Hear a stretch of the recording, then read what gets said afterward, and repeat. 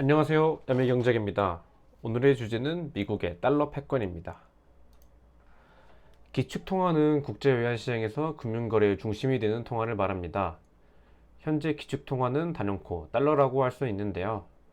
달러는 현재 국제무역 결제 비중의 약 80에서 85%, 세계 외환 보유고와 대출 비중에서 약 58%, 국제 채권 발행 비중에서 약 60%를 차지하고 있습니다. 그럼 기축통화로서의 이점은 무엇이 있을까요? 제20대 프랑스 대통령인 발레리 지스카르 데스탱은 과거 1960년대 재무장관 시절 달러가 세계 기축통화로서 과도하게 큰 특권을 가지고 있다고 말했습니다. 실제로 기축통화면 어떤 이점들이 있는지 한번 살펴보겠습니다. 우선 기축통화국으로서 이점이 생기는 근본적인 이유는 다른 나라들은 달러가 있어야만 한다는 제약 조건이 생긴다는 것입니다. 이것으로부터 이점들이 파생된다고 보면 되는데, 첫 번째 이점은 세뇨리지 효과입니다. 화폐를 발행할 때 그 화폐가 가지게 될 액면가가 화폐를 발행하는 비용보다 클 수밖에 없는데요. 그렇게 화폐를 발행함으로써 돈을 버는 것을 세뇨리지 효과라고 합니다. 하지만 화폐를 너무 많이 찍게 되면 거대한 인플레이션이 온다거나 할 수 있기에 많이 찍어내지 못하는 게 일반적인데요. 미국의 경우 달러를 비축해야만 하는 외부 나라들의 수요가 존재하여 화폐 발행의 부작용이 적습니다. 그래서 세뇨리지 효과를 극대화할 수 있습니다. 두 번째 이점은 차입 비용 절감과 위기 대응 능력입니다. 달러는 기축통화이기에 전 세계 투자자와 중앙은행에서 가장 안전한 자산으로 인식되고 있습니다. 그래서 세계에서 가장 저렴하게 자금 조달이 가능한데요. 국채를 발행해도 낮은 차입 비용으로 국채를 발행할 수 있어서 위기 상황이나 돈을 추가로 써야 할 때 확장적 재정 정책을 펼치는 데 부담이 적습니다. 지금은 미국 국가 부채가 36조 달러 정도입니다. 엄청나죠? 세 번째 이점은 경제 제재의 무기화입니다. 스위프트에 대해서는 차후 나오겠지만 미국이 주도하고 있는 국제금융통신 네트워크로 러시아의 우크라이나 침공 당시 스위프트 퇴출로 경제 제재를 한 적이 있습니다. 스위프트에서 퇴출당할 경우 무역에 큰 어려움을 겪게 됩니다. 그럼 달러는 어떻게 기축통화가 되었을까요? 1차 세계대전 이전만 하더라도 영국의 파운드가 세계 경제의 기축통화였습니다. 사실상 패권국가의 통화가 기축통화가 되고 패권국가들은 기축통화국으로서의 이점을 누린다고 보면 되는데요. 타임라인을 보시면 영국은 1차 세계대전 당시 전쟁 비용 조달을 위해 근본위제를 일시 중단하였습니다. 근본위제는 화폐를 금과 정해진 비율로 교환해주는 것인데요. 이때 미국은 유럽에 군수물자를 공급하면서 계속 성장하게 됩니다. 1920년대 1차 세계대전이 끝나고 영국은 근본위제로 돌아오지만 높은 환율로 인해 수출이 약화되고 있었고, 그 사이 이미 미국은 금 보유량 세계 1위, 세계 최대 채권국이 됩니다. 1930년대에 영국은 근본위제를 최종 폐지하게 되었고, 미국은 제2차 세계대전에서 다시 한번 전쟁 특수를 누리면서 대공황을 이겨내고 또다시 한번 성장하게 됩니다. 1944년 브레턴 우주 체제가 확립되면서 달러가 공식적으로 기축통화가 됩니다.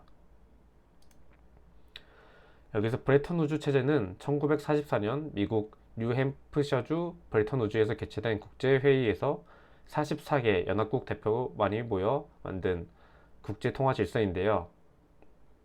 핵심적인 내용은 금 1온스당 35달러의 교환을 미국이 보장함으로써 미국만이 근본위지를 유지하고 다른 나라들은 달러와의 고정환율을 유지하는 것이었습니다. 이때부터 달러는 기축통화가 되었고 각 나라들은 달러를 비축해 두어야만 했습니다. 하지만 1944년부터 시작된 브레턴 우주 체제는 결국 붕괴합니다. 미국은 베트남 전쟁 등으로 인해 가지고 있는 금보다 더 많은 돈이 필요했습니다. 미국이 금 보유량보다 더 많은 달러를 찍어내자 다른 나라들은 달러를 들고 와 금으로 바꾸려고 시도를 했습니다. 결국 1971년 8월 15일 리처드 닉슨 대통령은 더 이상 달러를 금으로 교환해주지 않겠다고 선언하는 이른바 닉슨 쇼크라는 사건이 발생합니다.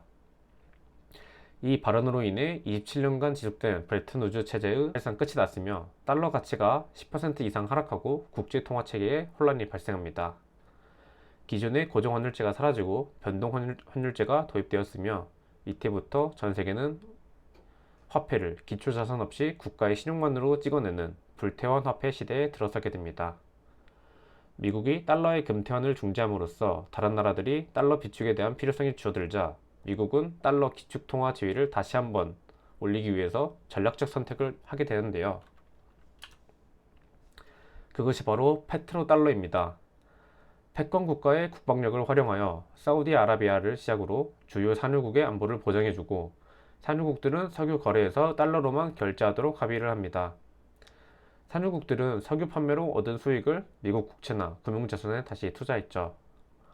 이로써 산유국들도 달러를 매입하고 산유국이 아닌 나라들도 석유를 구매하기 위해 달러를 매입해야만 하는 구조가 완성됩니다. 덕분에 근본 위지를 폐지했음에도 달러의 기축통화 지위는 지속됩니다. 미국은 동시에 스위프트를 만들게 됩니다. 은행들이 국경을 넘어 돈을 보낼 수 있게 해주는 국제금융통신 네트워크인데요.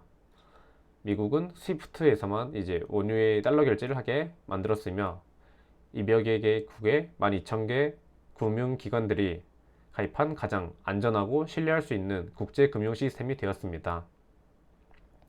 스위프트망에서 배제되면 국제금융거래에 있어서 이제 어려움이 좀 크기 때문에 전쟁을 일으킨 러시아가 스위프트에서 제외된다거나 하는 식으로 경제 제재의 수단으로서 지금도 사용하고 있습니다. 하지만 페트로달러에 반발한 산유국이 없었던 것은 아닙니다. 대표적인 사례가 이라크와 이란인데요. 2000년 이라크의 사담 후세인은 원유 대금의 달러 결제를 유로화로 바꾸겠다 선언한 적이 있습니다. 2003년 미국은 이라크를 침공했고 결국 다시 페트로달러로 돌아왔으며 사담 후세인은 교수형을 당했습니다. 2005년 이란 마흐무드 대통령은 과거 미국 대사관 인질극을 주도했던 대학생이었는데요. 마흐무드는 이란 석유 거래소를 개설하여 석유 값을 달러가 아닌 유로나 이란 화폐인 레알로 받겠다 선언했습니다. 이후 미국과 유럽의 대이란 금융 제재가 더욱 강화되었습니다. 사실 이란은 이전부터 이미 제재를 받고 있었는데요. 잠깐만 이 이야기를 하자면 과거 영국이 이란의 60년 석유 개발권을 획득한 후 대규모 유전을 발견한 적이 있었는데 추후 이란의 새 정권을 잡은 모사데크 총리가 이거를 그냥 입 싹 닫고 100% 국유화를 단행했습니다. 그래서 이걸 계기로 미국, 유럽과 이란의 사이가 안 좋아졌었고 제재를 이미 받고 있었습니다. 2005년부터 이제 대이란 금융 제재가 더욱 강화되었다 정도만 아시면 되겠습니다. 다음은 달러에 대한 브릭스의 도전입니다. 브릭스는 브라질, 러시아, 인도, 중국, 남아공의 앞글자를 딴 이름으로 21세기 들어 경제적으로 빠르게 성장하는 신흥국들의 모임입니다. 2001년 골드만삭스 경제연구부서에서 앞에 4개의 나라에 대해 브릭이라고만 부르다가 2010년 남아공이 정식 회원국이 되면서 브릭스라는 명칭이 확립되었습니다. 단어가 만들어진 2001년만 해도 브릭스는 전 세계 GDP의 8% 밖에 되지 않았지만 지금은 전 세계 GDP의 33%를 차지하고 있으며 전 세계 인구의 42%에 해당하는 32억 명의 경제권을 가지고 있습니다. 또한 2025년 현재 이집트, 이란, 에티오피아, UAE, 인도네시아가 공식적으로 추가 합류하였으며 이외에도 약 40개의 국가가 브릭스 가입에 관심을 표명하고 있습니다. 왼쪽 그림은 2023년 데이터인데요. 현재는 구매력 평가 기준으로 브릭스 5개 국가의 GDP 총합은 전 세계 40에서 44% 수준으로 약 30% 수준인 G7보다 더 높습니다. 물론 명목 GDP 기준으로는 아직 G7이 우위이기는 하지만 그 격차도 점점 줄어들고 있는 상황입니다. 이런 와중에 우크라이나 전쟁을 일으켜 스위프트 제재를 받은 푸틴은 2022년 6월 브릭스 회의에서 브릭스가 주축이 되는 국제 통화를 만들자고 제안하였고 이에 중국의 시진핑은 세계 경제를 정치화, 도구화, 무기화하고 국제금융, 화폐 시스템의 주도적 지위를 이용하는 자의적 제재는 전 세계에 재앙을 초래한다며 미국을 저격하는 발언을 하며 호응하게 됩니다. 이후 브릭스 국가들은 브릭스 국제 통화를 도입하기 전에 위안화를 통해 달러의 통제에서 조금씩 벗어나려고 하고 있습니다.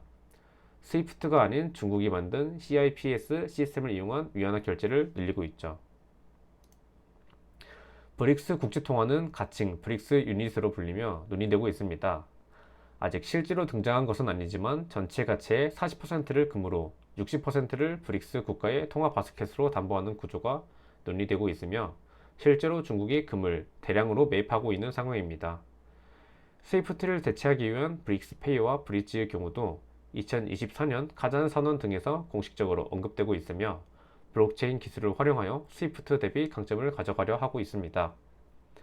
브릭스페이와 브릿지는 구체적으로 시범 운영되고 있는데요.